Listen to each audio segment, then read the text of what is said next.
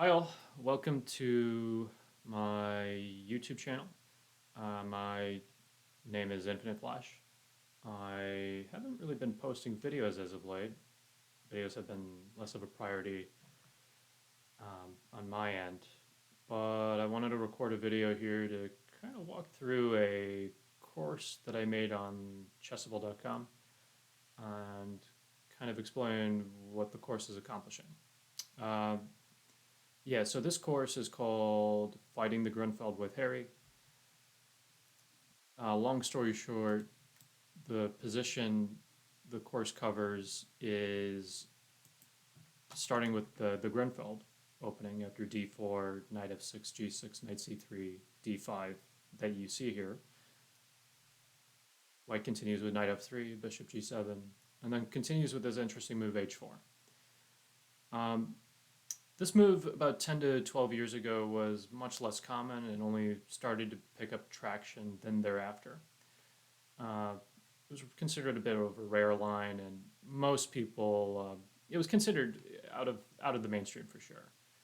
Um, so I'm going to backtrack here. With regards to the course, if you look at the course's homepage, which you can Google now, uh, it has a lot of trainables, but in reality, this figure is kind of misleading, and what you really should care about is more the quick starter variations, which are 21 in total. So what I'm getting at here is like there's not that much content you have to go through if you're really interested in studying the content on this course. As well as you can turn on the important only line setting that'll help you kind of run down through the course if you want. There's only 89 important variations that you have to go through. So there's not too much content if you want to learn this stuff in this course. All right. With that, I'm gonna go over some of the lines in this course, roughly 13 or 14 different lines. And yeah, if you have any questions about any of the lines, by all means ask them in the course, and I'll do my best to address any questions or concerns that you have there. All right, so with regards to the course, this is the starting position of it. I'm going to backtrack here. So typically, after the Grunfeld begins with the following sequence of moves. Black plays d5 here in this position. White plays knight f3. Typically, what white's mostly done in practice is c takes d5, going for the exchange Grunfeld, or bishop f4, or bishop g5, or some other move, right? And in practice, this knight f3 move is pretty popular as well. Black usually continues with bishop g7, and over the years, especially during the 1970s, c takes d5 was pretty mainstream because of Anatoly Karpov, as well as several other strong grandmasters that played this against Kasparov, notably, and other Grunfeld theoreticians in the 1970s and 80s. Same thing goes with queen b3. This was a common option, the Russian system, as well as other lines like bishop g5 and e3 and bishop f4. These are all well known throughout that time period. But the point of this course is to cover this weird move h4. Yeah, and so basically the reason why white has tried h4 more recently than not is due to the other options that white having not being as successful as he wants. It turns out h4 is just a kind of a high-class waiting move that asks black to commit to a certain setup so that white can decide what he wants to do from there on out. It's not so easy for even black to make a move that's not committal, and often in lines, white's follow-up here is h5 to further probe the king side and potentially open up the h file, or to push h6 to put some questions in black's mind about what to do with the dark square bishop there on g7. All right, so the first line I want to go through in the course that covers this position after d4, knight f6, c4, g6, in the position that we cover here after h4. First position is going to be after h6. Basically, if you ever play this variation as white, you'll often see black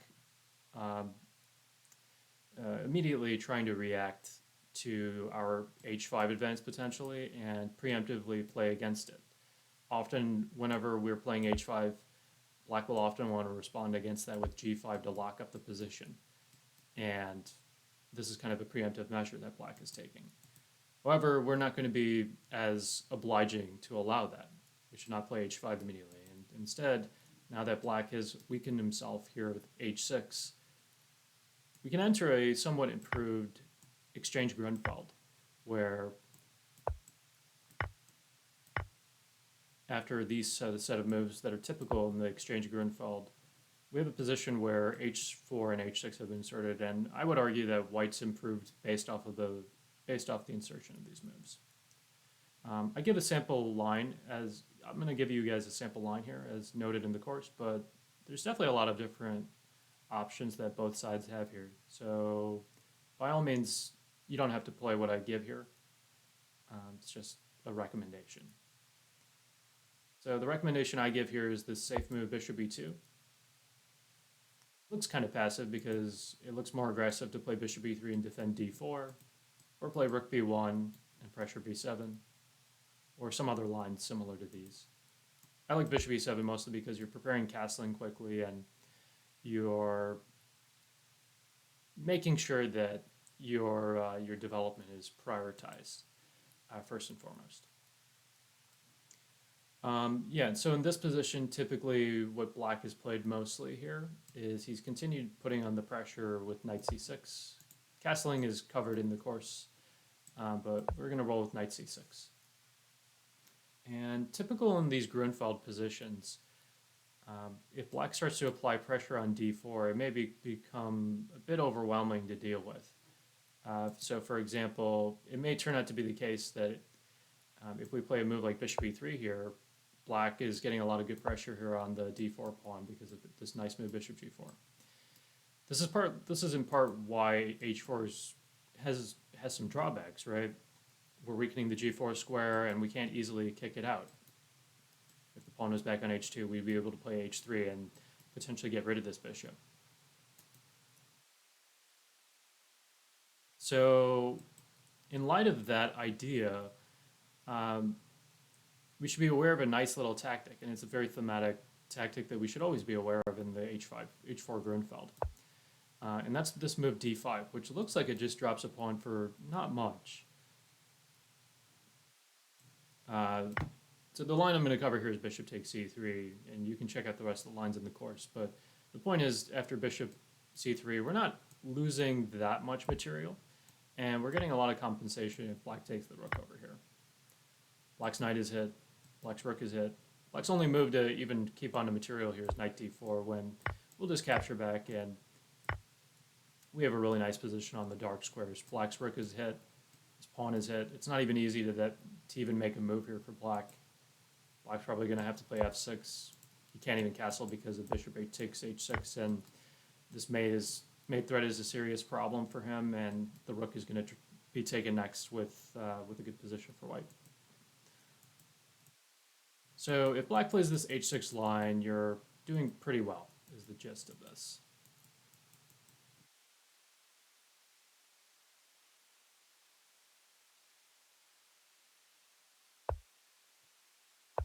Okay.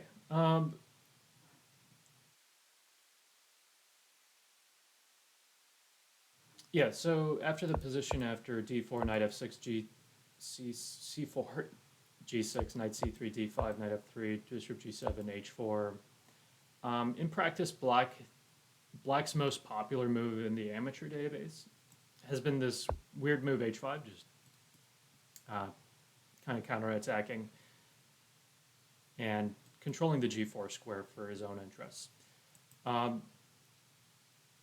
Now, there's specific reasons for why c takes d5 does not work as well, and the main reason is, if you recall from the previous line that we just looked at, in this position, the bishop on this diagonal was attacking the h6 pawn, while if the pawn is on h5, it's not attacking that pawn, and that makes a pretty large difference. And because this pawn is on h5 now, I think we're best off playing something else here that's a little bit just better objectively. And that move here is this nice move, bishop g5. Now, in practice, Black has played several moves here, but when played in the amateur debates, a lot of people continue with knight e4, counterattacking this bishop, attacking this knight, and posing white some questions about what to do with his pieces. Turns out white only has really one good move here, and that move is c takes d, just resolving the tension. Black takes on c3. That's best move because he needs to recover this pawn. Queen takes d5 is going to be taking that pawn back on d5.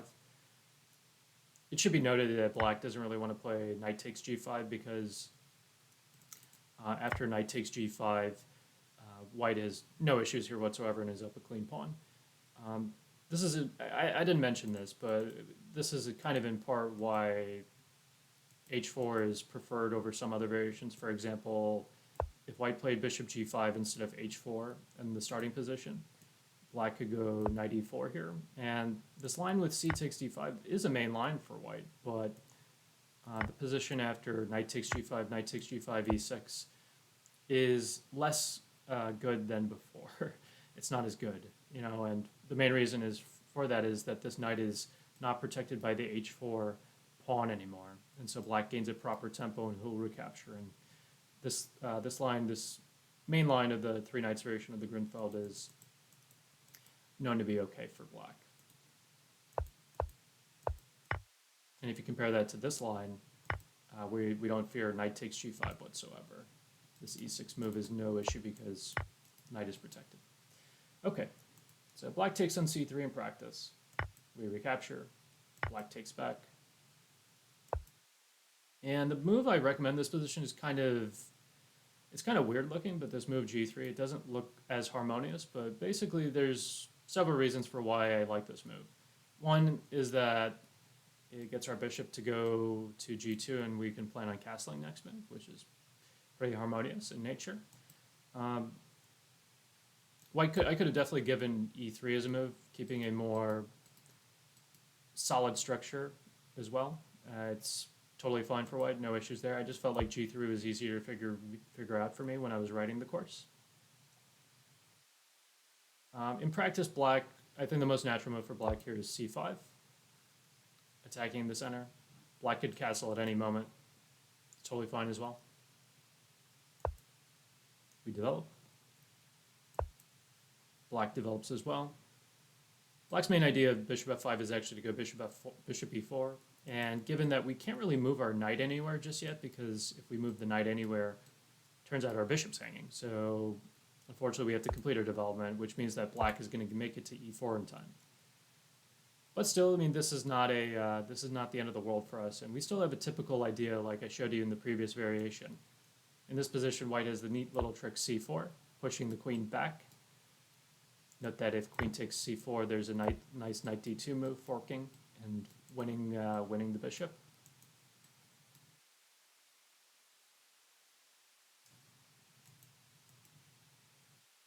So Black's queen has to retreat, and we have this similar typical exchange sacrifice idea, d5, allowing Black to take on a1. We don't mind that at all whatsoever, and if Black ever takes, we still get similar kind of play to the line we saw before. So that's another variation in this course. Okay, I'm going to backtrack here. So the position after h4. In practice, Black has tried several other moves, and these are considered more of the main lines in the literature I've read. One of the main moves here that Black's played a lot, even in high-level games nowadays, is this move c5. I think this is the most principled move for black because there's this old adage where if your opponent plays on the flank, then you should immediately counter in the center and try to refute your opponent's flank play, foolish flank play. It turns out that white's doing well here, but it does require a bit of knowledge.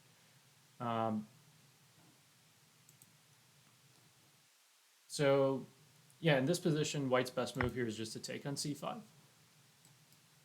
We're threatening to take on d5, so black needs to play actively to recover the pawn.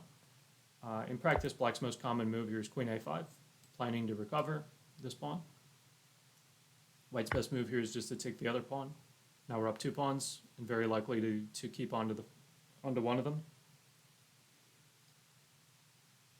Most games nowadays go with knight takes d5, but black definitely has alternatives worth considering.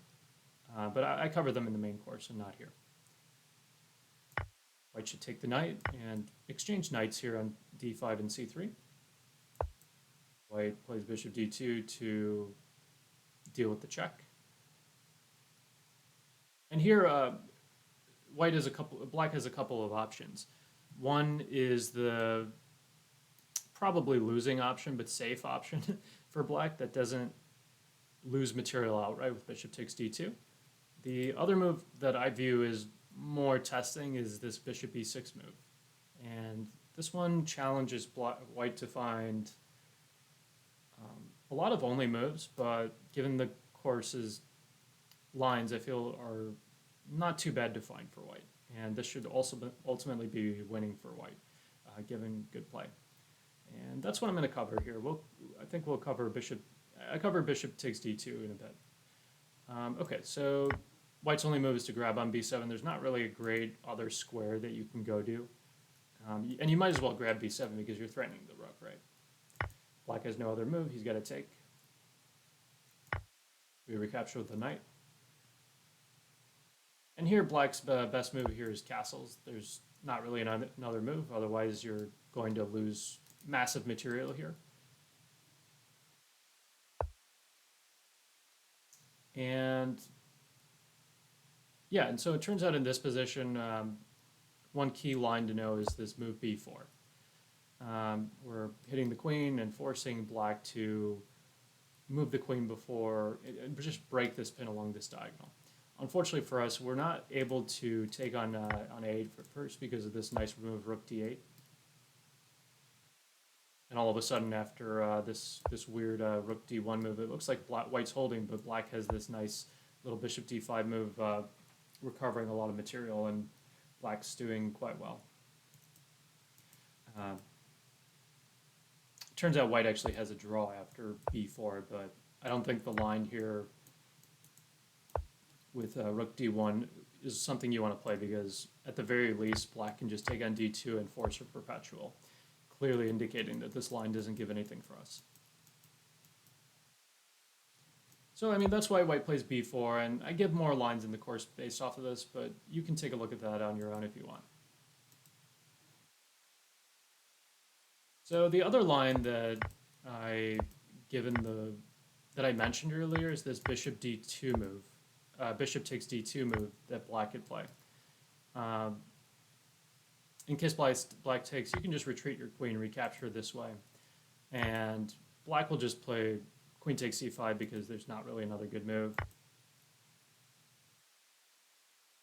After this, you can just play rook c1, skewering the bishop. Black must defend that bishop, so he's got to play queen f5. And then after the queen goes to f5, you can gain a lot of tempi on that queen. And after queen d7, retreating, probably the only move. And then we just have h5, and black has quite serious problems. White has a lot of interesting ideas, such as rook h3, rook g3, or just rook h4 with active play, and it's not so easy for black to even figure out what to do here.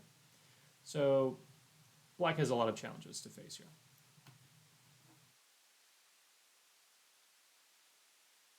So going back to the position after h4, in practice, black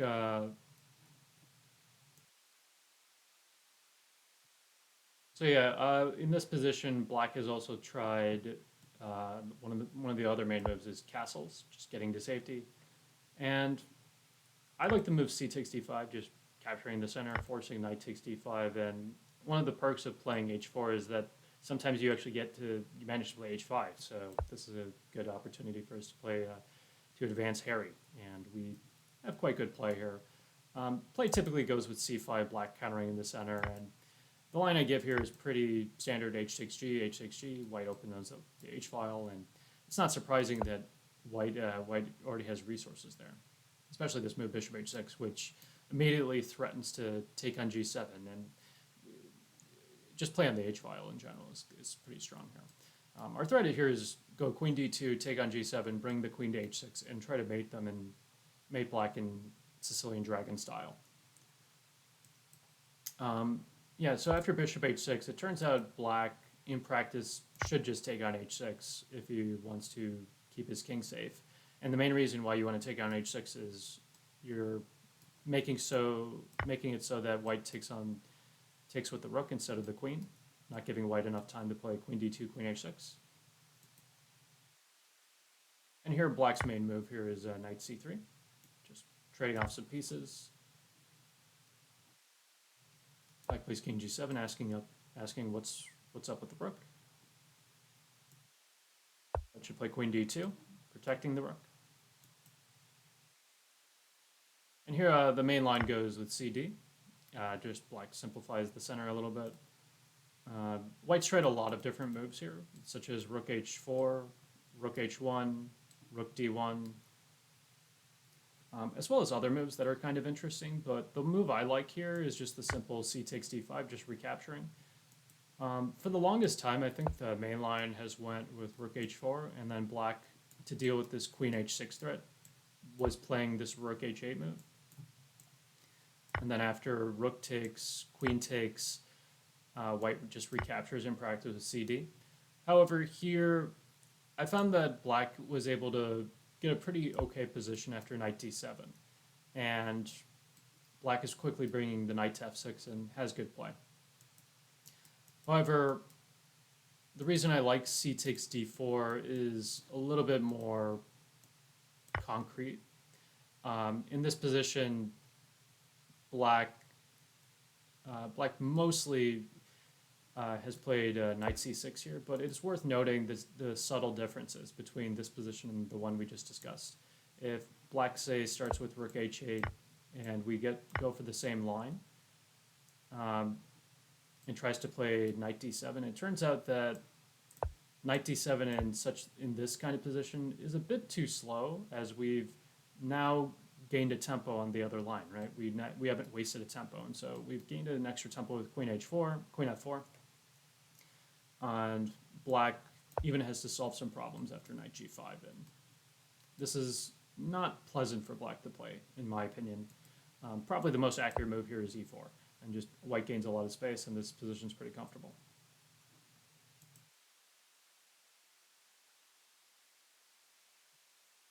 So in practice, black has played knight c6 first, but now, given that the knight is committed to go to c6 and not going to d7 where it can go to f6, now we're pretty comfortable with going rook h4 and playing this position. Yeah, and so one of the main perks of why I like this rook h4 move is also in these lines. We're preventing bishop g4, where black is pretty much struggling to even figure out where to place this bishop.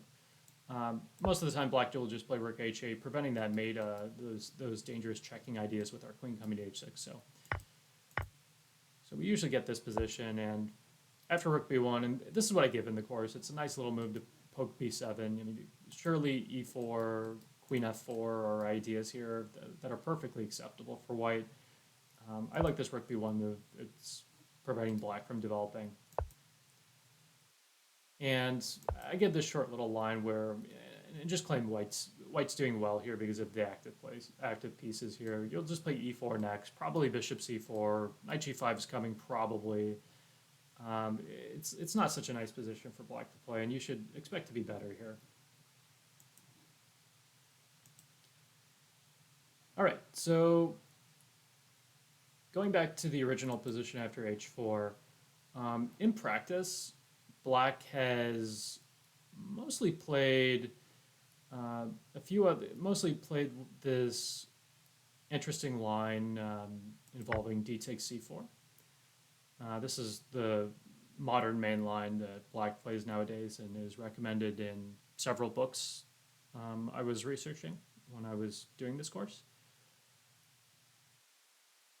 Usually after d takes c4, white advances in the center. And after castles, bishop takes c4, c5, d5, we get this kind of crazy position where black plays on the queen side often with b5 while white plays on the king side with h5. Turns out the main line in this specific position is b5, bishop takes b5, knight takes e4. A kind of thematic tactic.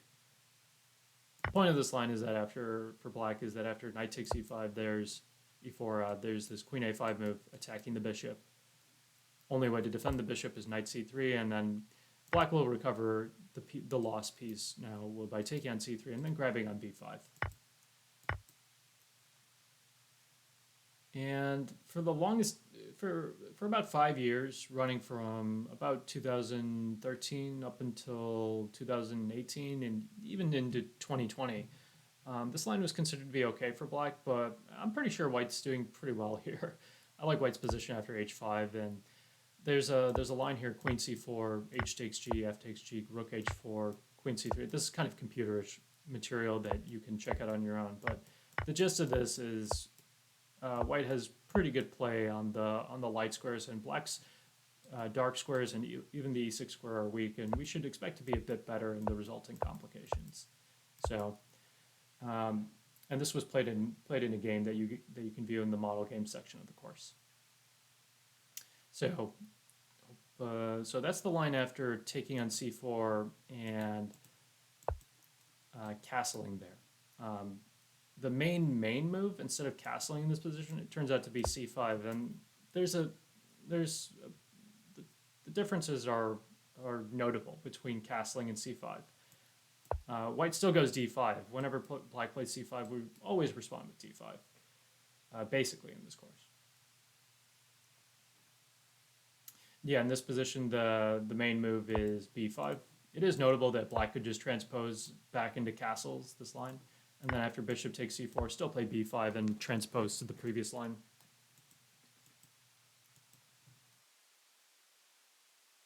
In practice, though, black just plays b5 immediately, though, and protects c4, asking white what he's going to do.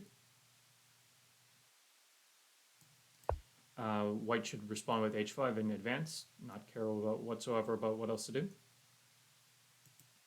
You don't really want to play knight b5 because if knight takes e4, this line is not so good in practice for white. Yes, you do recover both your material, but black has good control over the light squares, and especially with knight takes e4, is taken away the center pawn, and black is very comfortable here. There's also this move queen a5 that should be noted, and after the knight retreats, there's another nasty move, and it's not so clear how to deal with this pin, so that's also kind of notable. So b5 is played mostly, and then after h5, we get this kind of position where black takes on h5. Knight takes b5. Knight takes b5 is played.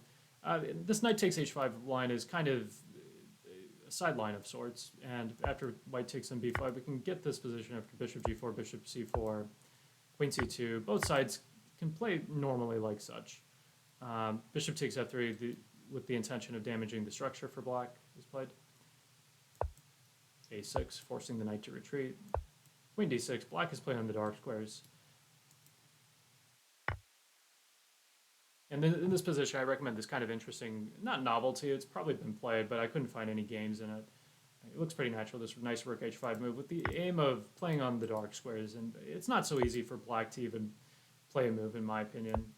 Basically, the idea is that we're going to follow up with castles f4 and expand in the center, and it's not so easy for black to play this position. And I expand on this line a little bit more in the course, and if you can research it a little bit more if you want.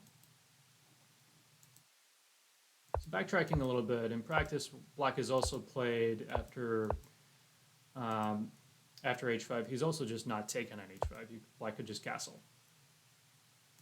And if that's the case, then we can just play h takes g, open up the h file, and the main line here has always gone f takes g with complicated play. Um, there's been always, in this position, there's been three main lines that have always been played: e5, rook h4, and d6. E5 has been by far written about most of the books and courses I've read on. Rook h4 has seen some attention as well, but this d6 move is not as popular in my experience. There's a modern chess course by Evgeny Postny. He covers this move d6, and I used his course as a reference for some of the lines I give in this course. So that's to be noted. I mean, he and I had similar lines, but not all of them are the same. What black should do, or has done often in this position, is just take in with the pawn. That's the most natural move. I mean, it's not so obvious what the point of this d6 move is, but basically the point is to free open this diagonal and apply pressure onto black's position quickly. And white's main move here is a4, undermining the queen side. Not so easy even to make a move here for black. There's no time for a6 because unfortunately black is not able to keep onto the pawns over here, right? Because the rook is hanging. If black ever moves the b pawn whatsoever by a taking or pushing, then c4 is going to hang. So that's no good for black. This is exactly what white wants.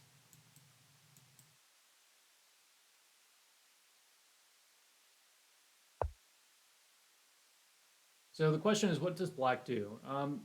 Mostly in the Grandmaster game that I've looked at, black played queen e7, attacking this pawn. White simply took on b5, is prepared to take on c4. Black defended the c4 pawn with bishop e6.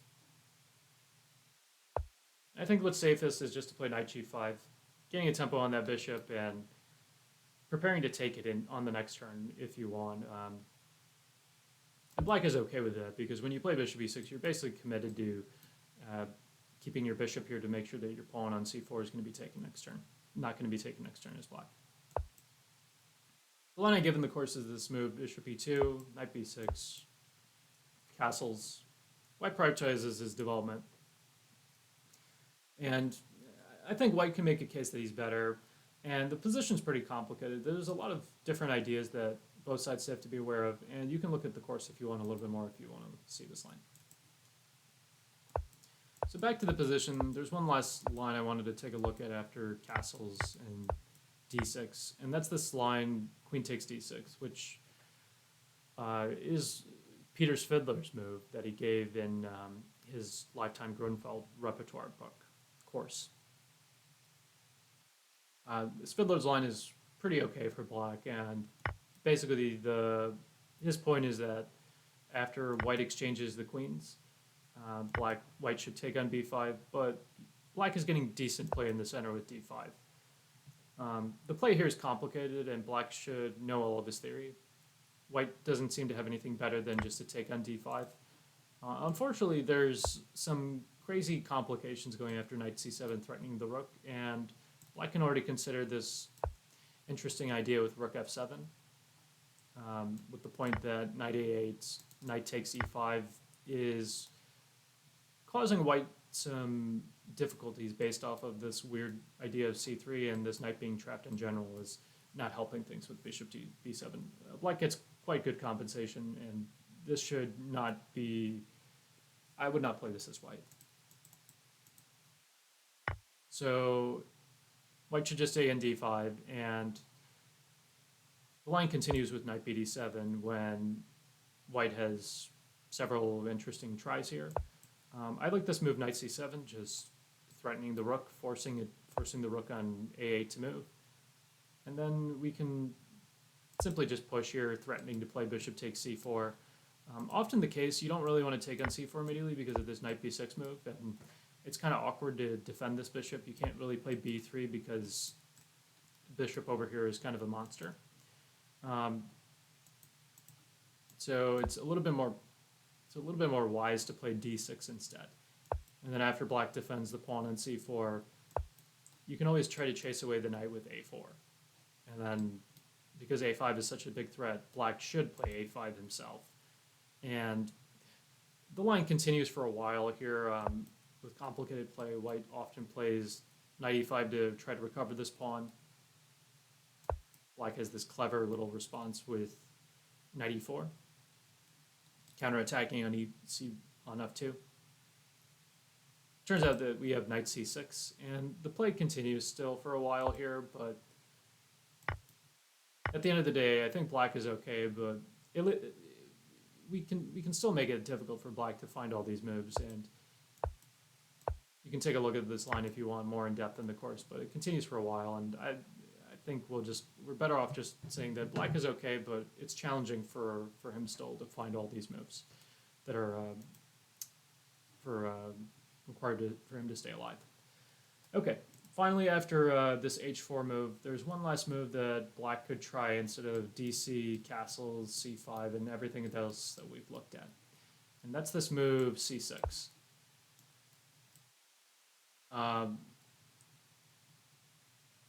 Yeah, so basically the point of c6 is that black really wants to stay solid, supports the pawn chain like so, and does not want to commit to any of the hectic structures that we saw after dc, opening up the center rapidly and potentially opening up his own king if given the chance. This is by far black's most solid move.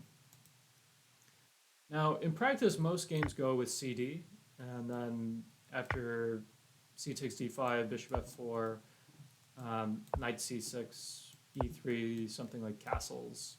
White usually plays queen b3 and goes for a kind of pleasant Slav exchange variation for white. And the main argument for why this position is not so good for black is that bishop on g7 is not well placed in the exchange Slav. It's just biting on the d4 like granite often, and it's not well placed there. And that's what's mostly played nowadays. The only reason I didn't cover this, I did not end up covering this, was I felt like it had been written on quite a bit, and the positions kind of felt boring to write on for me. So I ended up going with this weird move, bishop g5 instead. I thought it was a little bit more fun. It looked a little bit more interesting to me, so I spent a while on it. Anyways, black has several different ideas here. I think the most sane move for black is just a castle, after which white has to be a bit careful here. Unfortunately for white can't play the most natural move here, e3, followed by like bishop d3 and castles here, because black has this weird move, knight h5. And then suddenly after h6, this bishop doesn't really have a good retreating square, all in due part because this e3 move is preventing our bishop from retreating. Black is totally fine here in my opinion, so we have to be quite careful here. So for that reason, I think white's best move here is just to take on f6 and resolve that tension, and after bishop f6, just calmly play e3 then. One of the lines that I gave in the course that's pretty interesting for white to play is, well, first of all, we're threatening h5 often in these positions, but and so black may be interested in playing h5 himself, right? Stopping g4, but I feel like an aggressive line worth considering here is queen b3, followed by castle's next move. So for example, like e6, castles, knight d7 can be played for black, and both sides have their chances, but I kind of like white's position here just because I feel like after like something like rook g1 and g4, our play on the king side is no less quick than black's play in the center with e5 or potentially a6 and b5, and you'll get a sharp position where both sides have their own play. Running it back here a little bit, after h4, c6, bishop g5, black has also taken on c4, a kind of delayed version of the d takes c4 lines that we saw on the previous move here instead of c6. Here instead, we've inserted the moves bishop g5 and c6, and to me it's not obvious who has benefited more from the insertion of these two moves. Typically in this position, white's gone e4, and black most of the time either plays b5 defending this pawn, or bishop e6 defending the pawn with the bishop instead. There's a lot of complications that happen after b5, e5, knight d5, and I'll leave those to the course itself. Yeah, in practice, white scores pretty well here, but it's definitely worth taking a gander if you want. And there's a lot of complicated lines here that should be carefully studied as for black to not to die in quickly. I'm not covering that here, but it's definitely worth a look at. The best move, in my opinion, and that's safest at least, is this bishop e6 move instead, just defending the pawn like so. White still continues with e5 without a doubt. Black plays knight d5 still.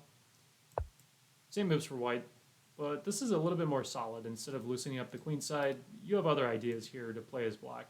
And one book I saw recommended this move, knight c3, solidifying the structure here for both sides, making it more stable and easier to understand. And both sides probably should just develop like so with knight d7, h6, bishop f8. And the position gets pretty complicated here. Black actually has a lot of difficulties getting this bishop out and often may consider playing f6 to kick away the bishop. So that's the idea of f6 here.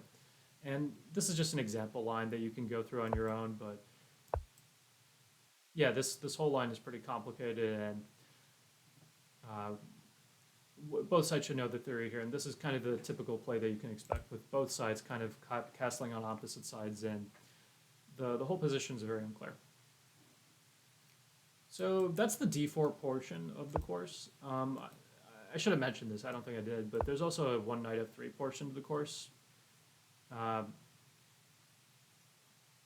It covers the position after one knight f3, one knight f6, c4, g6, knight c3, bishop g7. Second here. Oops. Yep, so it covers this position after knight c3, d5. This is called the anti-Grunfeld, and white has a variety of options that are kind of interesting here. White's played all the legal queen moves that you can visualize. White's tried e4, he's tried d4 sometimes, tried g3, kind of going for a fianchetto Grunfeld. h4 is probably the most thematic move that I could have covered in this course, but it would have taken a lot of time to write on, and at the time of publishing, I had not written on it. I just didn't have the time to write on it. So I ended up rolling with e4.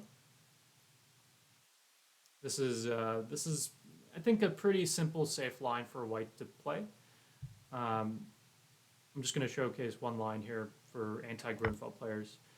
The main line has always gone knight c3, just simplifying the structure. And if you want to go back into a normal Grunfeld, you can play bc3 and play an exchange variation soon enough when white plays d4 next, after you recapture. But in practice, I like this line, pawn takes d3, and I know it doesn't look that sexy because we're exchanging queens, and this position kind of looks unambitious, right? Because we're in a queenless middle game. But black will often have troubles in this position because his bishop is not well placed on f8. Black often just plays bishop g7 casually, and it turns out that this bishop's just not well placed because it hits these pawns over here and it doesn't do anything for the rest of the game. Since the bishop is not well placed there, what black should do if he knows his theory is play f6 followed by e5 and then try to get this bishop out to c5. The move I recommend in this course is h4. It's kind of this interesting, quirky line to avoid some main lines. Main line has always gone with bishop e3 casually developing, and his piece. White usually just develops his pieces to normal squares, and this just hasn't led to much for white in practice.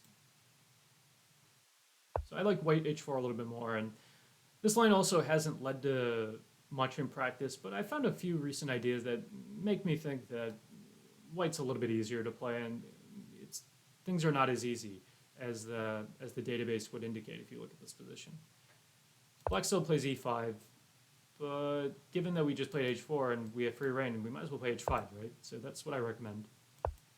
g5, black has to deal with that threat of h6g. White plays bishop e3.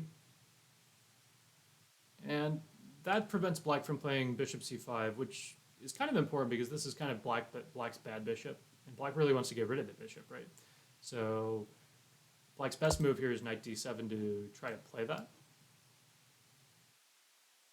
And there's this cool, weird line that white should play for, and it's not exactly obvious if you've never seen it before. It's this move, knight h2. The point is that after black plays bishop c5, we have this clever idea with knight g4, defending this knight, or defending this bishop, and black has problems to resolve. Yeah, just basically the point is that this knight cannot move on d7 because this bishop is hanging. And I mean, that would win us the bishop pair, right? So otherwise, black has to take, and this f5 square is always going to be a problem, and black doesn't really want to deal with this either.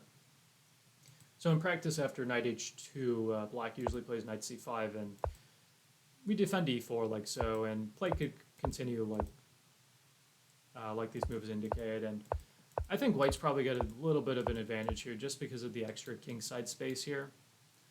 It's not that much to work with, but it's still worth considering playing for, and I feel like white's doing pretty all right. It's not that large of an advantage, but I don't mind playing this as white. So, all right, well, that's the h4 Grunfeld. If you have any other questions, let me know in the comments. I know I haven't been active on YouTube, but I'll look to see if I can produce more videos soon for the channel. And yeah, look forward to next time, guys.